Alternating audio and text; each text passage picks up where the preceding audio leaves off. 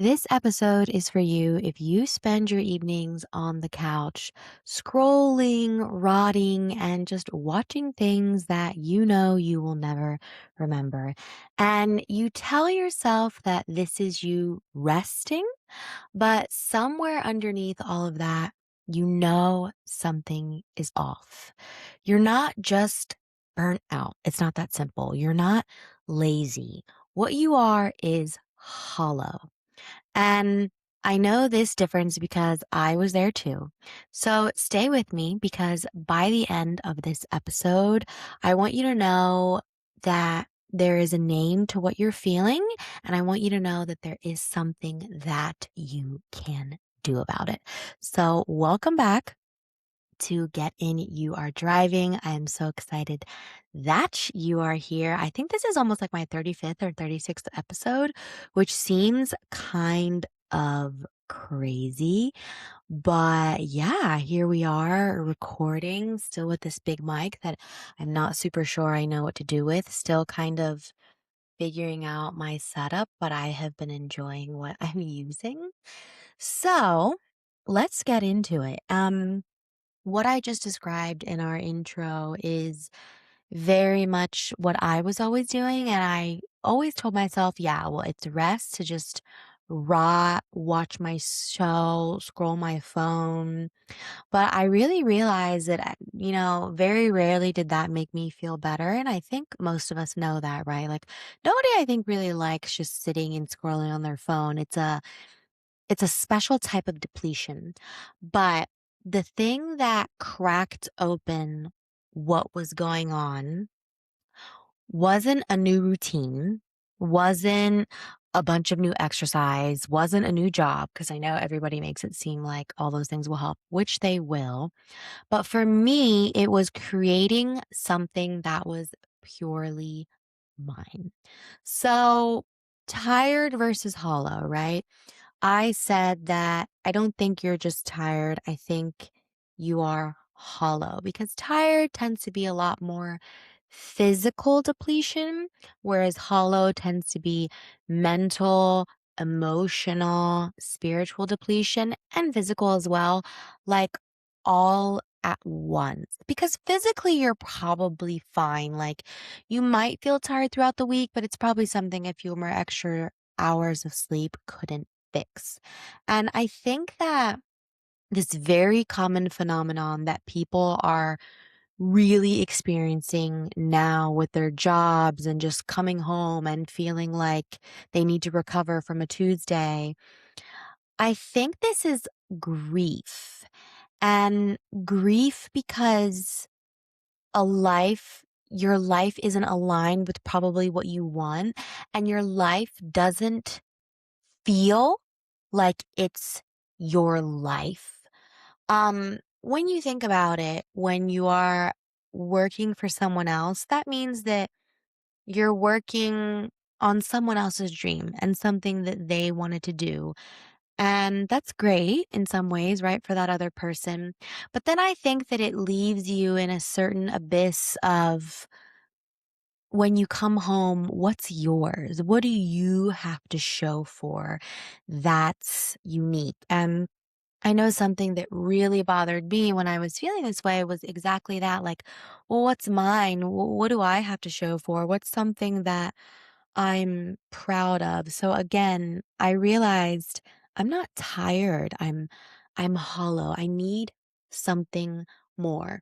So I think the reason why this happens is because when you think about work and how it was set up. And even if you go back into history of like how work used to look like as well, and there used to be somebody that owned the land you were on, and then you got to live on that land and take care of it. When you think about it, nothing's really changed about having to work for somebody else. It just looks different in whatever era that we're in. And these are all systems. And let's be honest, these systems were designed to be useful and get things done and be productive. They weren't designed to think about you as a human, your creativity, or to make you feel alive. They are just designed to like be productive and again, be useful. And within that system, we all know it, right? Go to school, make sure you study really hard, get a degree, get a good job, repeat, right? That's very efficient, that's optimized, that's productive. Yes, you're getting all these things done, but the thing is, you're human. And humans aren't always about efficiency, optimization, getting things done. We have souls. Uh, we are beings, and beings have to do with becoming. We have things like needing to be presential, right? Like, there's a reason we use terminology like, I feel my job is sucking my soul away, right? Like, there's more to us. We are not just creatures that need to be useful and then be done. We need love, we need more, we need emotion. And yeah, so it's interesting because I would argue we're in one of the most comfortable eras in history, but we are very, very hollow and desperate for connection. And the reason to the why of that is because I think that we've perfected the means and we've totally forgot about the ends entirely. Um, and, I connected this dot before in my head of, okay, I need to have something that's mine. But I think now, 2, 3 years later, I'm connecting this a lot to what it means to be human, what it means to enter into an alive state, what it means to be creative. I've been thinking a lot about creativity, and I think humans are built to make things. And I think that being creative isn't something that some people have and some people don't. I think we are all meant to create in some way, shape, or form. And I actually just read, like a couple weeks ago, I demolished the book. It was Big Magic by Elizabeth Gilbert, and I loved it. She talked a lot about ideas and how ideas have you don't have them, how we all have this creative spirit to us. And another couple quotes I have are some people who are quite creative. Julia Cameron says that creativity is not a talent, it's a need, like water. And Rick Rubin says that you create to surprise yourself, not for an audience. And I wrote an essay on this on Substack about how the 8-year-old you did not need to recover from a Tuesday, right? And when you think a lot about I think a lot of times when people think about creativity again, they think it's something that somebody has and they don't have. They don't see it as something that they can nurture. Or I think they see it as now you're going to be the next Van Gogh. Now you're going to be like a full on musician. Now, like, I think we take things to extremes so quickly, right? Like, a lot of people will tell you the message of if you're unhappy with your job, well, then be an entrepreneur. And then we're like stuck with this idea of now we need to be a serial entrepreneur, right? How do I get to my next 10 million? And it's like, okay, you're either a serial entrepreneur or you hate the job you're at and it's sucking your soul away. And I think it's the same thing with pretty much everything. And again, same with creativity. Like somebody that's maybe doesn't give any time to their creativity, they're like, oh, what? Now I have to like paint for 4 hours a day. Now I have to write. Like, I'm not creative. And I think creativity is just as simple as what's something that you lose track of time when you're doing it and you just enjoy. It's really that simple, right? Like, yes, you can have there's of course a whole world of turning creativity and art into something monetary and living off of it. And Elizabeth Gilbert talked a lot about that in her essay, but she also kind of said to steer away from that and to make sure that you're doing something because you actually want to do it, not because you're trying to put all this pressure on it. Because she actually said that when you put a lot of pressure on your creativity, it creates a pressure to do it. So like I said before, when I figured out this pattern with myself, I realized I wasn't just physically tired all the time. I was genuinely hollow. And the antidote to that was creating things for myself. But again, I don't want you to hear this and now think that you need to be a musician. No. What do you get lost doing? and lose track of time? What is something you really enjoyed when you were a kid? Because we always treat kids like they're so naive and like they don't know what they're doing. And oh, well, that's cute. They're a kid, so they don't have worries in the world. And there's truth to the fact that, yeah, they don't have a job, whatnot. But there's also the truth to the fact that they're just doing what they like for the pleasure of doing it. And that's it.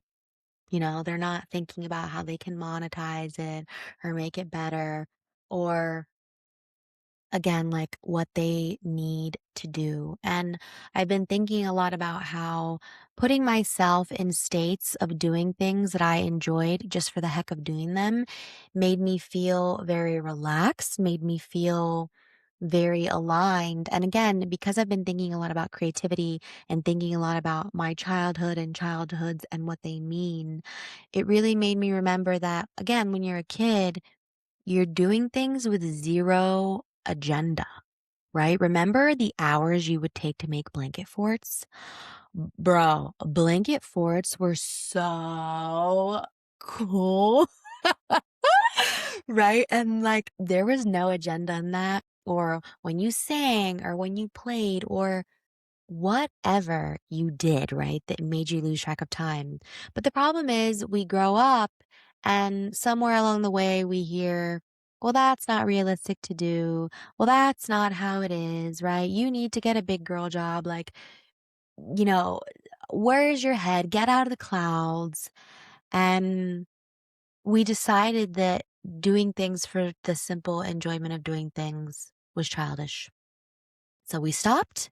And I think that when we stopped doing that, a part of us went quiet and a part of us died. And I heard Jordan Peterson say that creativity is something that you do when there's some sort of problem that you need to solve. And I thought that was super interesting about how I know when I got really serious about being creative, it did kind of feel like there was something that I needed to solve. But it also just started with wanting to get lost in things again and enjoy things again. And truly, when I started implementing that, I really did feel better, and I think it also took away this pressure that I had on my job. Like, sometimes I understand a lot of us don't enjoy our jobs. I think there's fair reason for that, but I also think we're putting a lot of pressure on our jobs and our relationships when we don't feel fulfilled, and I really think one of the biggest antidotes to this is getting lost in something you enjoy, being creative with something, and again, that's gonna look very particular to you. The way I started being creative, I'll get a little bit into my story, was since I can like my first idea was, okay, what did I love as a kid? What did I absolutely enjoy doing? And it was always outfits and putting my outfits together, trying them on, looking in the mirror with my headphones, and just really getting lost in putting a good outfit together. But again, what happened when I got older? Oh, that's cute, Marie. You like outfits? That's cute. Well, outfits cost money and outfits cost time, and are outfits really that important? So what I did was I created a Instagram all about outfits and fashion. And let me tell you, that was such an amazing outlet for me. And I will not lie, I did want it to like go somewhere monetarily, but it's not the reason I started. The reason that I started it was again, I just knew I needed my energy to go to something that wasn't simply work. And when I started that account, it really did create a very profound sense of fulfillment in me that was like, Maria, you've always cared about clothes. And now you're doing something about that and you're sharing it with the world and you're creating nothing out of something or something out of nothing. And I worked really hard on that account. I love that account. I enjoyed it. And then 2 years later, I kind of had the thing of like, well, all right, this isn't going anywhere. And my curiosity started taking me into other areas, which is now why I'm at this podcast. Like a big reason I started this podcast was because I did feel like it was a solution to a problem I saw in the world, but also curiosity, creativity, and I knew something that the fashion account wasn't fulfilling was the side of me that really had a lot of thoughts and was very reflective. And I thought to myself, I really enjoy discourse. I also really already enjoy listening to podcasts. So why not have my own? And having this has been amazing. Writing on Substack has been amazing because, again, now apart from my job, because I had jobs while doing all of this, uh, I had something that was mine. I had something that was mine. I was doing something that mattered to me. And again, I'm not going to sit here and say there has been no desire to monetize all these things, but I don't make money from any of them. Um, I don't want to put pressure on making money from any of them. I am still seeking money out in other ways and other jobs. Would I like them to make money someday? Yeah, I think that would be really cool. But I think something that really solidified in me after reading Elizabeth Gilbert's book is I don't want to put too much pressure on that either. And I want to make sure that I always have something in my life that I'm doing for me and something that fulfills me. And just really seeing creativity as something that is mine and something that I get lost in. And I wrote another essay on this that has a lot to do with this, which is you need something in your life that makes you feel alive.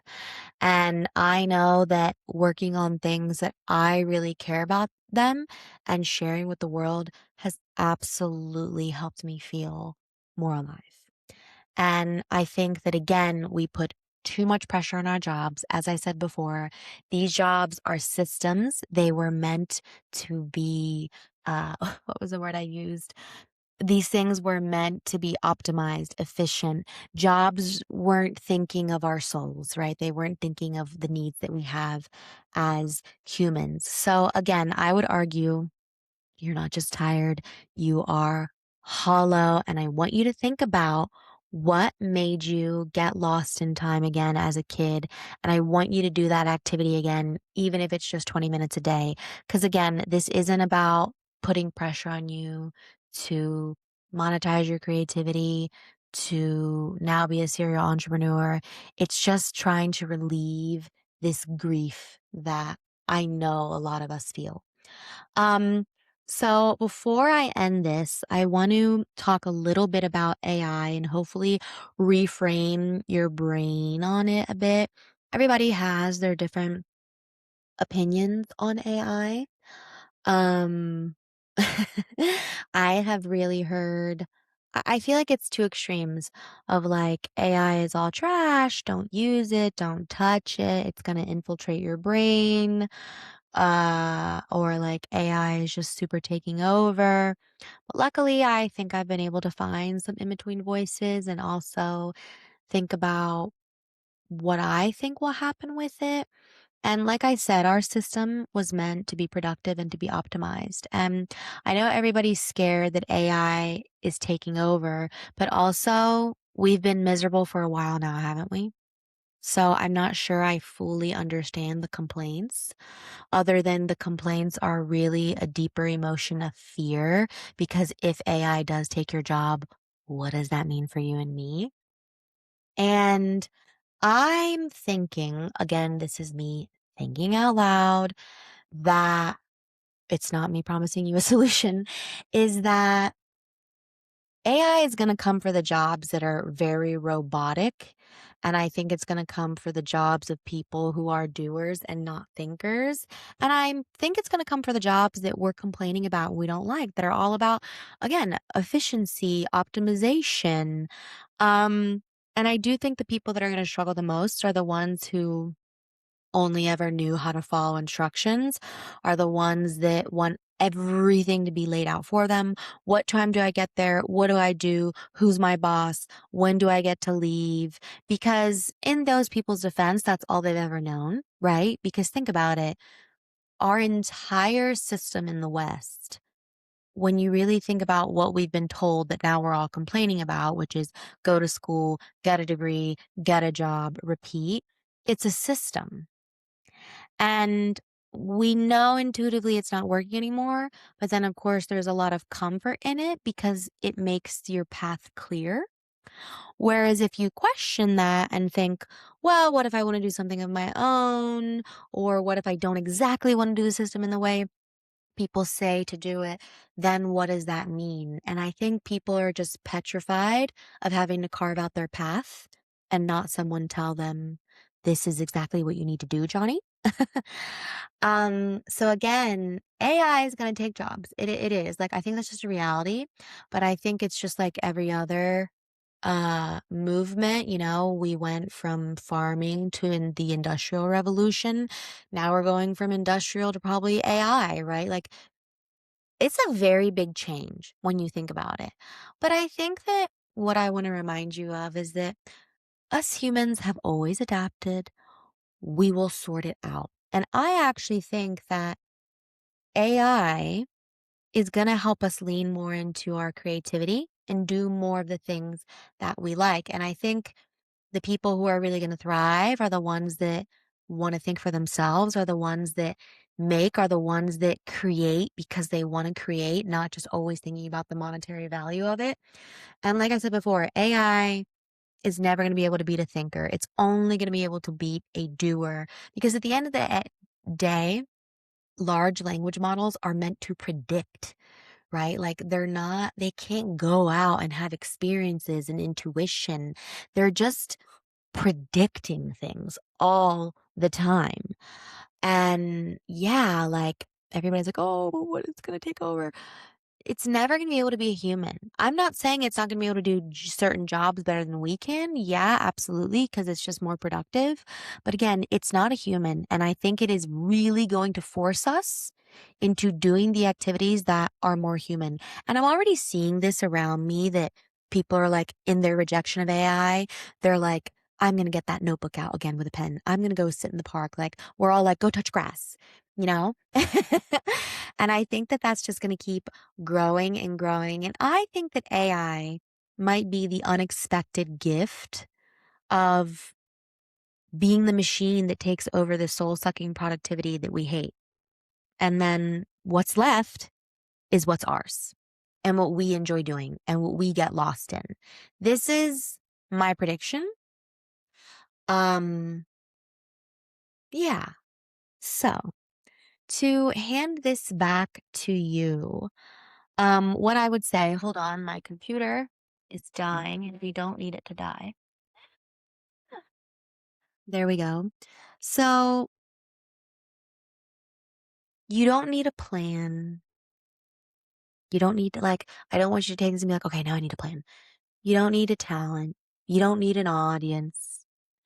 You just need to remember, what do you enjoy doing and can do it for hours and just get lost in it?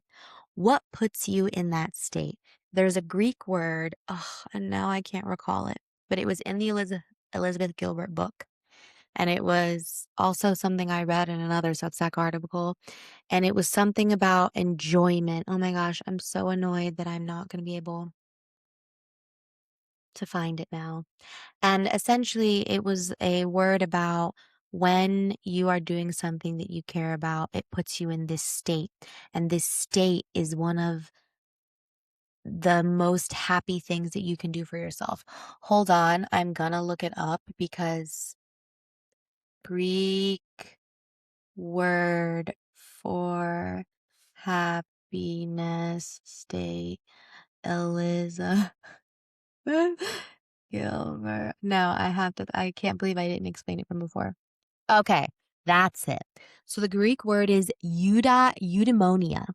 And what she says in her book is that this is the idea of being well taken care of by an external creative spirit guide. And that the Greek word for that's it. The Greek word for the highest state of human happiness or flourishing is eudaimonia. And essentially, she connects this state to being creative and doing something you like.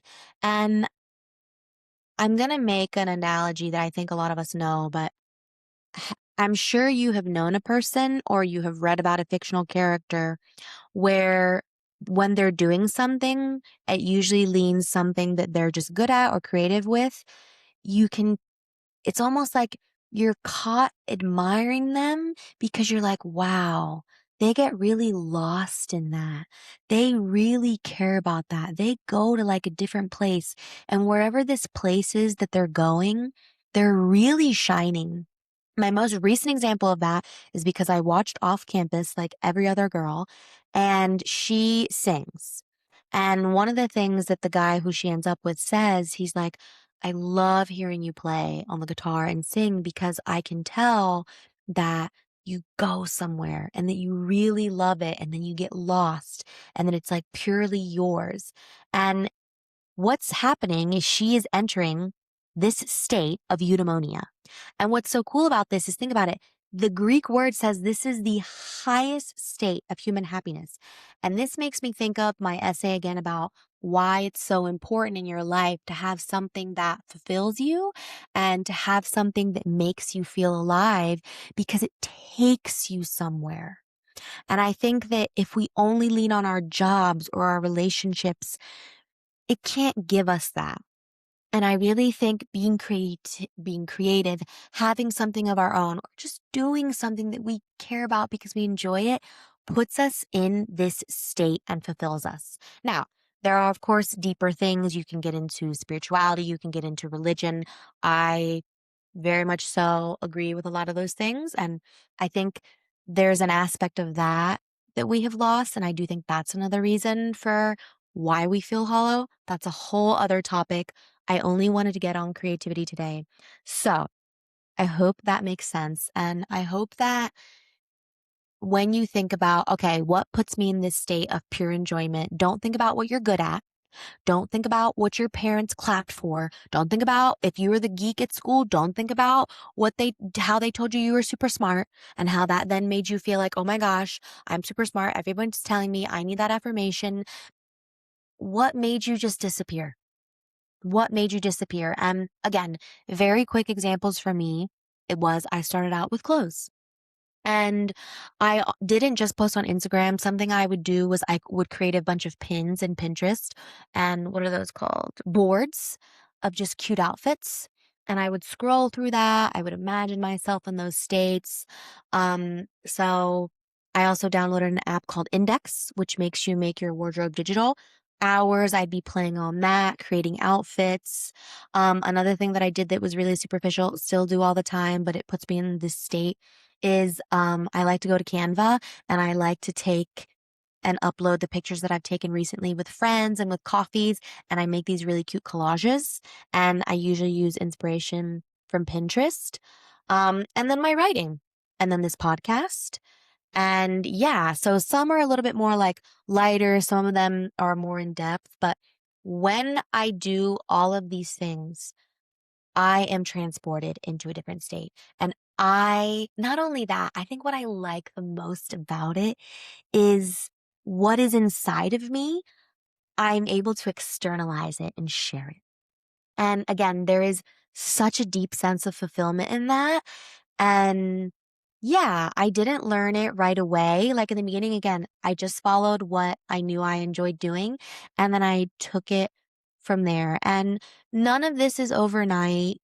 It never is, right? You're not just going to feel better in 2 seconds. It's all pretty much embarrassing, especially if you're somebody that wants to start content creation and share. But I've always thought content creation is cool because listen to the name, content creation. But you don't have to start with that. That's big. If you want to do that though, absolutely do it. But let me tell you, it's embarrassing, but it's worth it. But start with the small things. And I really think the much less depleted version of yourself is just not on the other side of just resting. It's on the other side of making something that is yours because you were not made to recover from your life every day. You were made to build one. And I will die on the hill that I think humans were meant to create in ways that are very particular to them. And it's just about finding what works for you. So, guys, thank you so much for being here. I hope this episode made sense. I really love recording this, and I will catch you in the next episode.